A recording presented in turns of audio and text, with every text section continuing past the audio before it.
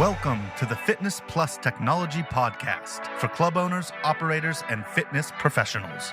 Each week, host Bryan O'Rourke brings you an expert interview with a global influencer at the crossroads of fitness and technology. You gain the insights, tools, and inspiration you need to stay connected to the pulse for what matters most for your business in the age of exponential technologies.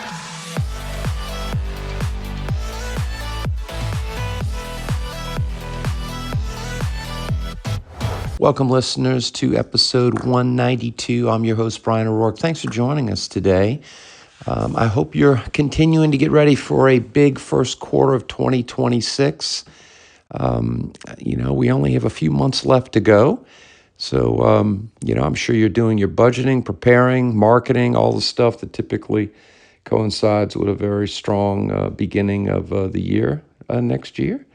And then, of course, we're starting to get some nice fall weather in the Northern Hemisphere here, finally, which is pleasant.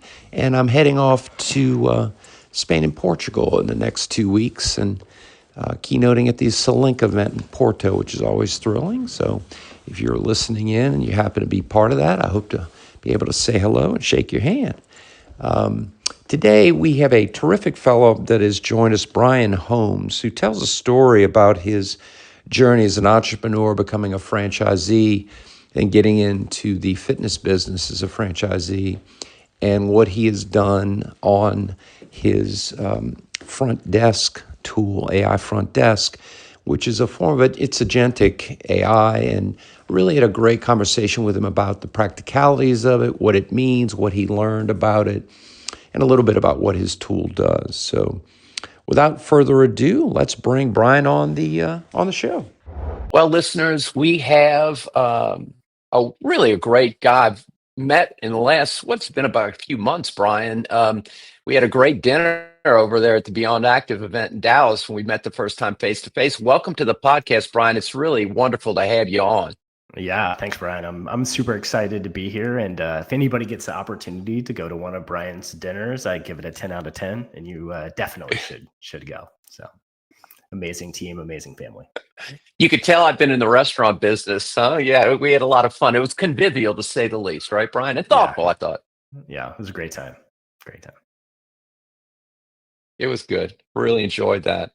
So for the listeners, your background, I think, is very fascinating. Like you, I really came more from an operator's background in the initial time, and there's no kind of substitute, I think, in the world for actually having run things like the real operation. And your history, getting up to your, business today in AI front desk, is a really great background. So for the listeners, could you explain some about your past and your journey, kind of where you came from and how you ended up here? Yeah, I've been an entrepreneur, business owner almost my entire adult life. So in 2027, I read the book Rich Dad, Poor Dad for the first time. And I didn't have the money to be an investor at that point because I was, 23 years old. And I decided all right, I'm going to be a business owner. And so that led me, within like a 16-day period from having read the book to starting my entrepreneurial journey by talking a Liberty Tax Service franchisee into seller financing his single location to me. And I quit my job and I became a Liberty Tax Service franchisee. Over 9 years, I built that organization from 1 location to 19 locations. And I did that by exclusively buying underperforming locations and turning them around. So that was a great business to cut your teeth as an entrepreneur, because every year you go from, a full-time functioning, fully staffed organization to a handful of employees because it's seasonal.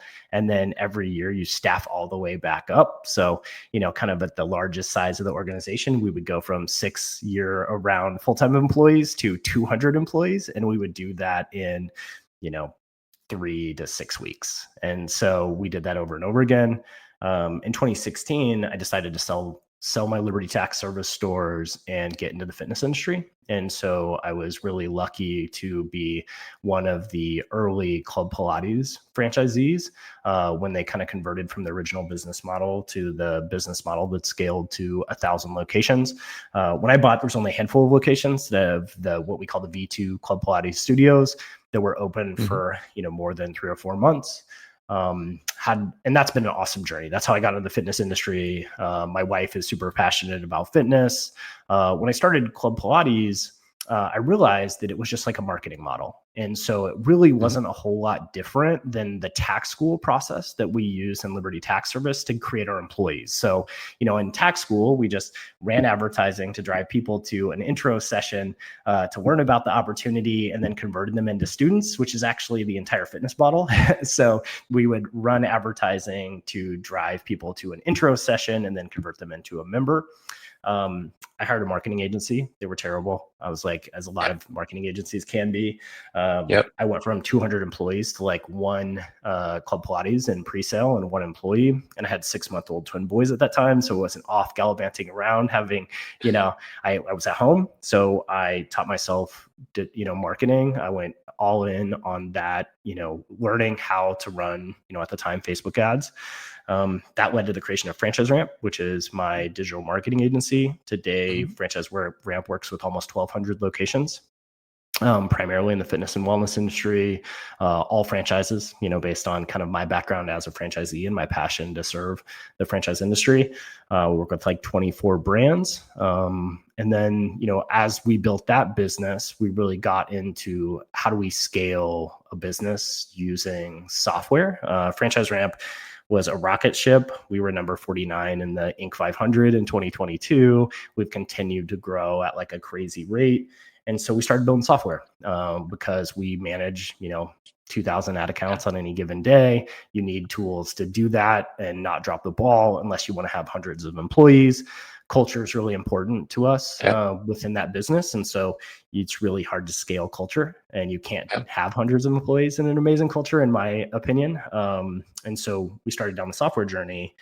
And one of the universal problems that we kind of have, in Franchise Ramp and also in my marketing agency is like lead conversion. And so that kind of is what led me to, starting AI Front Desk and building out the current business. Yeah. And that's what I was referring to when I said about your background in operations, because, it probably is not the best, Brian, the best kind of description when you say operator, because that means so many things. But I think that's the case in point, because if you're not into so many things, it's very hard to have context, like you're saying, because you learn the details, and it's a lot of details, being able to bring those together. It's a great story. There's a lot of similarities between what you went through and learned and where you are now to what my own experiences are. So I have a great amount of both identifying with what you're talking about and then seeing, like my thumb just came up. So you talk about AI right there, and actually doing it and then creating things from it. So what led you, I guess, your learnings from operations and marketing and all these things you had to figure out? Was that the kind of one of the key cornerstones of starting out with AI Front Desk? Where did that come from? Yeah, in my Liberty Tax Service journey, some people start out in entrepreneurship and they're just absolute rock stars and that they just crush it. And from day one, that wasn't my experience. Like, it took me 2 or 3 years to really like catch my, like to understand what it meant to be a business owner and to actually lead an organization. And in that journey, like, I became deeply obsessed with like execution, right? Because, I would look at my business and say, how come I'm not producing the results other people are? And it started out saying like, so I'd talk to other high performing franchisees and they would say, I'm doing X. And I would say, I'm also doing X. And then they'd say, I'm doing Y. And I'm like, I'm also doing Y. And it took me a while to figure this out. There's a different meaning between, I call it degrees of execution. how well are you doing X? And just because you say that you're doing it, is it on the same level as those that are producing different results? And I just realized, even though we're saying the same thing, we weren't doing the same thing. And so I became, really obsessed about the details of how I'm execute my business process. And that's really what led to, kind of my journey with AI Front Desk is, one of the biggest problems that you have in the fitness industry is like, how can you convert prospects into members? And, if you ask a majority of like CROs or head of sales or VP of sales of organizations, they would tell you that they do a great job on sales training and staff training, and that they do a great job holding their teams accountable to executing their lead follow processes. And they would tell you everything is going really, really well. And my staff would do that, right? I would try and hold my general managers accountable to producing the results that I expected from them. And they'd be like, oh, we're doing that. Well, that led to me being like, okay, I'm going to build a spreadsheet and I'm going to figure out what degree of execution is actually happening in your doing that. And so, lead and sales processes are pretty simple. It's, what matters? Well, what is your speed to lead? How fast do you follow up with the prospect? What is your sales cadence execution? Are you 100% executing on our sales process? And I've tried to solve it a bunch of different ways, right? So I thought, all right, I'm going to hire better GMs. I'm going to hire better staff people. And that's going to be the way that I'm going to figure this out. Well, that works for me and my organization, but it doesn't necessarily work for Franchise Ramp and our franchisees organizations because they don't have the same degrees of expectation for their staff. And so I tried pulling this responsibility out, and I built call centers. So I built a call center in Tijuana, and then I built, and I could get the price right. I just couldn't get the quality right. Then I built a call center in the US, and I could get the quality right. I just couldn't get the price right. And so I kind of led me to post-COVID. As we're coming out of COVID, even in my own organization, I was having problems. Like, it was the hardest it's ever been for me in my career to hire great people, retain those great people, train them, and then, actually get them to stay and retain them. And so kind of the straw that broke the camel's back on this is, we had a new front desk person that quit on their first day because they just didn't like the way that the new garbage bag smelled. And I'm like, okay, I can't solve this with people. Like, I'm going to throw in the towel that like, this is just a people problem. Yeah. And it led me to, AI was, this was really pre-Chat GPT, but I had used GPT-3 for the first time through Jasper AI. And I was like, okay, something's different here. Like, I might be able to do something with this. And our software development experience at Franchise Ramp meant I already had a software development team. And so we started to build, a tool that logged into customers' CRM accounts and actually identifies when a new prospect comes into the system, has all the conversations back and forth with that prospect with the goal of booking them into their first intro session. And so that was, pre-agents or AI agents. But that was the problem I was trying to solve was, hey, I'm having a really hard time hiring, training, retaining front desk staff. My sales process is not being executed at the level I expect. What can I do about it? Yep. That I love that background because it so definitely integrates your history, where you came from, what you were trying to do, and why it matters. So you started creating this solution, right? And how long did it take you to say, I'm launching this business for other people outside of my own business? Yeah, it took a long time. I'm a perfectionist, and so I'm a perfectionist and a terrible salesperson. And so internally, I want the best possible. The way I overcome being a terrible salesperson is by selling the absolute best product. And so, the first agent that we built took about 5,000 development hours. And I think anybody that's done software development understands that is a very expensive process. Like, if you're going to spend 5,000 development hours on something, like that's a big ticket item.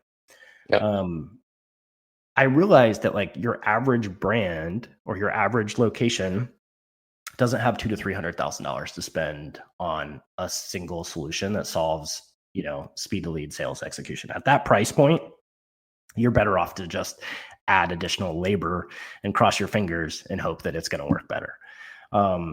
So when we went through that process, we realized like, all right, to make this scalable, we have to figure out how to make it scalable. So we built a platform where you can train, test, integrate, and monitor AI agents deployed in existing technology stacks. Because I had a different perspective around what I actually wanted our agents to do. I wanted them, and this was before AI agents was like a terminology. But I wanted the tool that we built to interact alongside my existing staff, because as an operator, I know if I build an external solution, then it's not going to be utilized and leveraged correctly with my staff. And I don't actually believe in 100% AI solutions. I believe AI is a force multiplier for your existing team, not 100% a replacement for your existing team. And so it took us, we started with friendly customers, right? So we built for myself. I ate my own dog food. I dealt with my team and their concerns, their issues around, the tools that we were building. Got a great feedback from them. And then we started to go to friends and say like, okay, hey, I'm working on this project. And to me, my reputation is the most important part of my entrepreneurial journey. And I'm very lucky that I have people who have worked with me in the past are almost always willing to work with me in the future. No matter how crazy my idea is, they'll be like, yes, Brian's got another crazy idea. He will figure it out and it will be good. And so they commit to joining along on kind of the journey. And so That's great. That's great. That makes so much sense. And so now you're doing these things, which are really the precursors to what's become agentic. Here's the balloons going off. Yeah.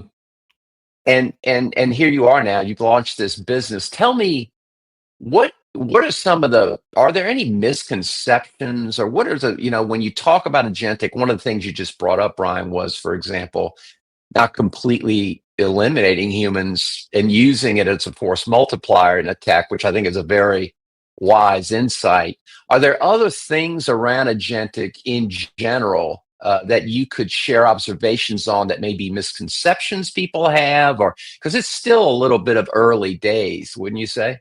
I would say it's very early days. Yeah. I would say there's a lot of things today that exist on slide decks and demos that don't actually work in real life.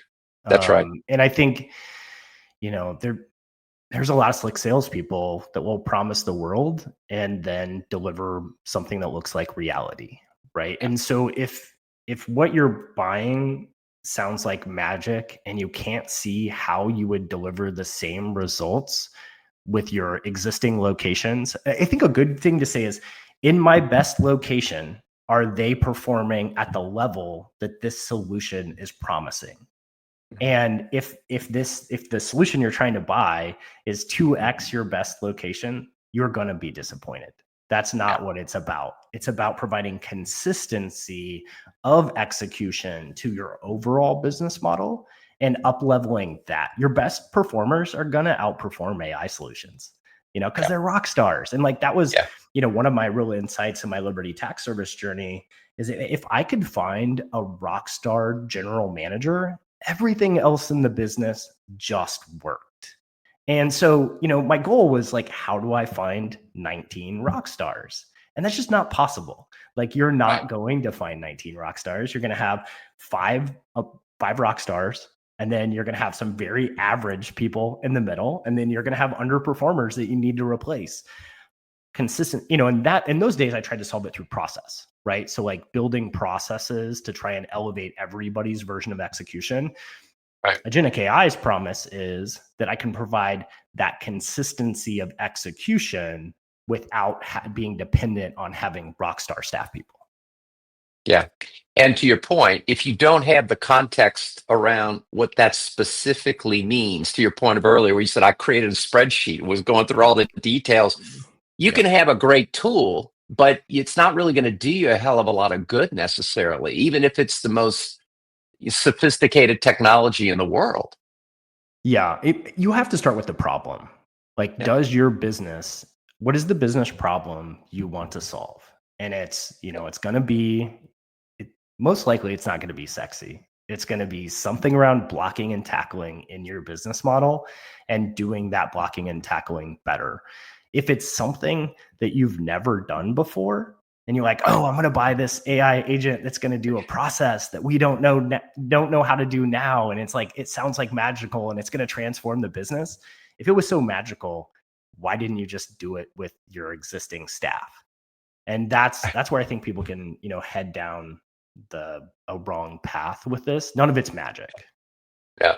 No, I so agree with what you're saying. So for the listeners, why don't we break down a few examples? So with AI Front Desk, what are some of the a few of the common basic things that these kind of tools like yours is doing?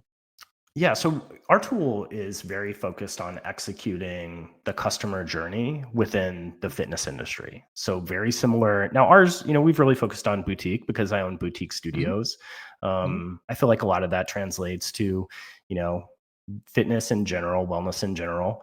But what we focused on is just breaking it down into steps. So step one is like, when does a prospect enter into our, their customer journey with us and navigating that? So we focused on, speed to lead. Can we follow up with prospects in 5 minutes instead of 12 hours? Can we 100% execute our sales process? Message people on day 1, day 3, day 7, day 14, day 30. And can we get those people to book into the next step in our sales journey, which is an intro class? It could be a tour for your facility. It could be a first time paid session. Once we get them to show, then you would think like, all right, we're 90% there. But in the fitness industry, like in our locations, we run intro sessions with up to 12 people. When those people come, a certain percentage of them are going to bolt out the door and never be made the offer to buy. And so our staff would follow up with like a message. It's like, how was your class? Right? We're actually going in and making sure that they're made the offer to purchase. And so they have the ability to buy a membership package from us with our agents following up with those customers. Then we jump into onboarding. Like, we've really put a lot of time into understanding, why do people, churn from our locations, making sure that they're utilizing their membership correctly. We're looking at, churn. Everybody looks at churn. Everybody looks at retention, and then reactivations and win back. So we're really just trying to solve the whole customer journey and customer, process, and driving, making sure that our prospects and our customers have a great experience.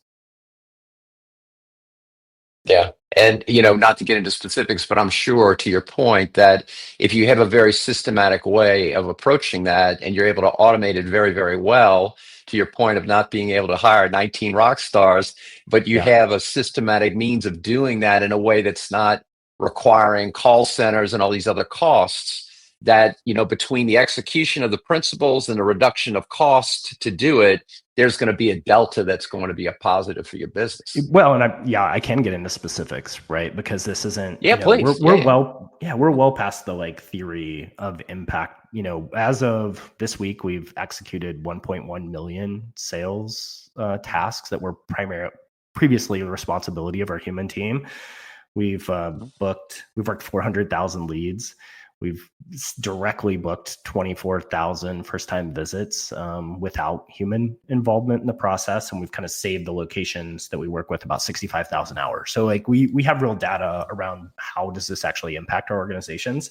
And in my locations, what I've seen is there's a 20 to 30% improvement in each step of the prospect funnel, right? So we're getting 20 to 30% more people to, book their first session, 20 to 30% of them to actually show to their first session.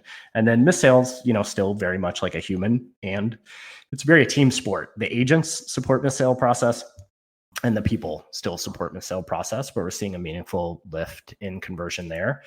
The customer service piece is always going to be a little bit harder to like get data on, because it's not a yes, no piece. You're trying to prevent them from leaving the studio. And that's, it's execution there. So we're seeing real results and improvements, but we're also seeing a meaningful reduction in costs. So in my locations, boutique, we're able to reduce front desk payroll by, front desk and general manager payroll by a little over $1,000 per location per month. So you get we've got an immediate ROI from cost reduction and the bonus of improved execution.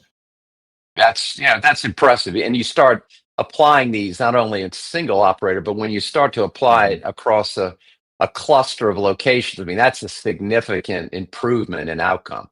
Yeah, I mean, our biggest customer owns 150 locations. And so he's struggling with a different set of problems than I am as an operator. I have 7 locations, which some days feels like enough.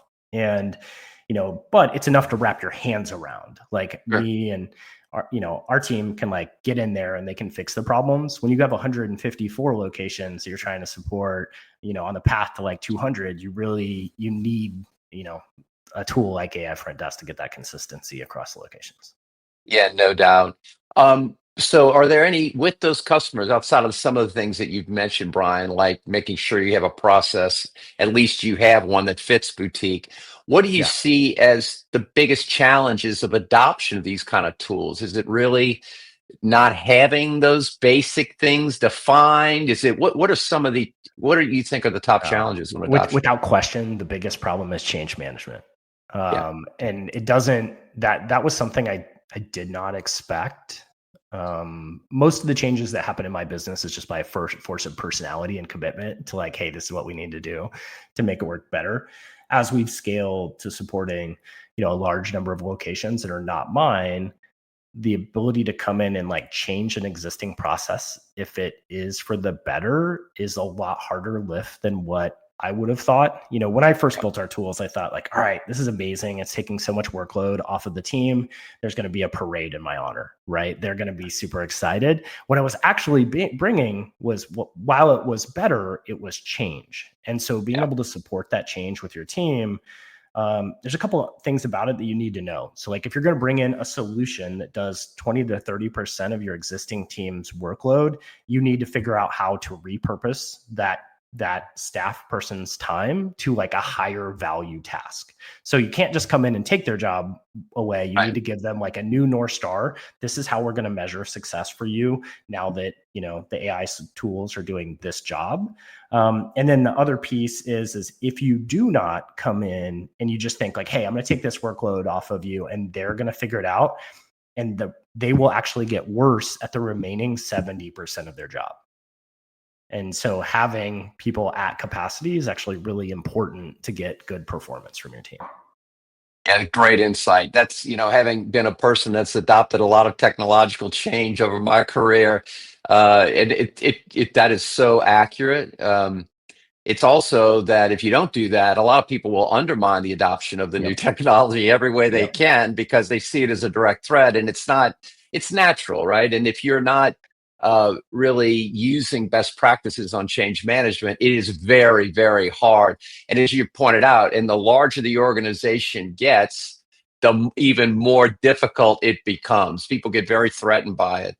Are there any other things that you've come to the realization about as far as real challenges and opportunities in the adoption of these tools? Yeah, when you mentioned the undermining piece, that's actually a big part of getting a tool fully adopted. I think if you come in and you position this to your team as a pilot, and we're going to try this for, 3 months, 90 days, they are going to undermine it because they don't want to go through the pain of change. Even if it is better, they will figure out ways to kind of sabotage it. And so they may not do that intentionally. I think it just very much falls into human nature, is like, I'm comfortable doing the job that I do today. I do not want to do this new thing. Yes. So I think that's a big piece of it. That is my experience as well. It's and I've talked a lot about in the last 2 years the futurizing businesses while humanizing them increasingly, and I think you're describing exactly. It's very challenging to balance both of those at the same time. But I found the more deliberate you are and intentional you are around this, you can save yourself a lot of pain, or at least you'll always have some pain, but the pain won't be as bad. It's just a lot of organizations, when they go to adopt these things, they're not spending enough time or valuing enough about that kind of stuff you just described. Yeah. And I think a lot of that's like the sales process, right? Like whatever you were sold to like go down this journey. Like if I come in as a salesperson and I tell you, hey, Brian, this is going to be really great for your business, but it's also going to be really hard to adopt and deploy across all of your locations. And it's not magic. It's not going to, make your bottom performers your top performers. It's just going to make everything 20 to 30% better. How many people are going to start that journey? Yep. And that's the truth. Right. That's the truth. And so, That's right. Me as an owner and an operator, it's really important that I get that 20 to 30% improvement in my business with a cost reduction that goes straight to the bottom line. Like that makes my business much more durable in hard times, makes my business much more profitable as kind of an investor in my own business. And so it's worth it for me. But if you're drawing a paycheck, I can see why that's not a promising thing, because is your board going to say, oh, that's amazing, you did 20% better? They're going to be like, well, how come you didn't do 200% better? Well, because that's not reality. Like you need to not know how your business works to think that that's possible. Yeah, that's so accurate, Brian. And by the way, for the listeners, of course, in the show notes, we're going to have how to get in touch with Brian, his LinkedIn profile, and also more information on his company, AI Front Desk, so you can learn more. Brian, you've been very kind to share a lot of candor around both your kind of journey to get here, what you've accomplished in your entrepreneurial background, which I find so relatable and important. Are there any pearls of wisdom you would want to, outside of the ones you've already shared, in your journey for those that are thinking about, pursuing their own business, or those thinking about adopting technologies to improve their businesses? Any other pearls of wisdom you might want to share? Yeah, I started 4 different businesses in 4 different industries, right? Not necessarily related to each other, all really focused, initially focused on retail, then franchising and franchisee support. And the kind of journey that we've always been on is everything I've ever started has been significantly harder to get going in the first 2 to 3 years than I ever imagined, right? Yeah. We all sit there in theory, maybe we look at other people who are building a business, we see the outcome, but we generally miss the journey. We don't know that they're crushing it now, but they went through the 2 to 3 years of kind of despair of getting like initial customers, initial revenue, like initial traction. And I think that that's what everybody needs to know when they like go down this entrepreneurial path is, yes, you can get to where you want to go. You just won't get there as fast as you want. Yeah, boy, is that true. Patience. I like to tell people 2 things. One is trust. Trust is now the most valuable commodity in the world. And number 2 is patience. Because if you rush too fast, it causes all kinds of problems. It doesn't make the situation necessarily better. It takes that, right? I mean, it is what it is. You can't just go from 0 to 100 miles an hour in a few weeks, right? Yeah. No, I don't actually think you want to. Right. No, you don't. If you get to that high performance, place in the business too fast, you often don't know what is the underlying problems of the business, and you're not prepared for choppy water. Yeah, that's so. I share your views so much. Listen, Brian, it was great for you to spend time with our audience, and of course, having a chat with you about what you're doing. And I know you've been at a few events recently. You were at Beyond Active and at the fitness event in Chicago recently, and I know you'll be around for people to say hello and meet you in person. And I really would encourage everyone to connect with Brian and see what he's doing. I was very impressed by Brian and spending some time with him recently and listening to his philosophy about business. So he's definitely a person worth spending some time and attention on. Brian, thanks for your time today. I really appreciate your wisdom and insights. Yeah, absolutely, Brian. Yeah, if anybody wants to talk about like AI projects or AI adoption or really just business in general, reach out to me. Like send me an email. My email is Brian, Brian, at aifrontdesk.com. And I would love to like share my experience with you. And it won't be a elaborate, ploy for a sales pitch. I'll just share kind of what my journey has actually been like and provide any insights I can. That's great, Brian. Thank you for being so generous with your time. And folks, it would be worth your time doing that. All right, listen, Brian, take care of yourself. We'll see you again really soon. Thanks again. Thanks, Brian. Hello, listeners. This is Bryan O'Rourke, and thanks so much for listening to the Fitness Plus Technology Podcast. The podcast is made possible by the Fitness Industry Technology Council, a consortium of global brands working together to enhance the adoption of technologies in the fitness space. Our company, Videri Ventures, which is invested in Vertimax, Montezuma, Gold's Gym, Houston, Texas, and Fitness 24/7 Thailand, also underwrites the podcast along with our service companies, Integris Advisors, Moon Mission Media, and others. Please feel free to share this podcast with your colleagues. And if I can be of any assistance to you, don't hesitate to reach out, brianko'rourke@gmail.com, or find me on any of the major social networks. Have a great day, and thanks for listening.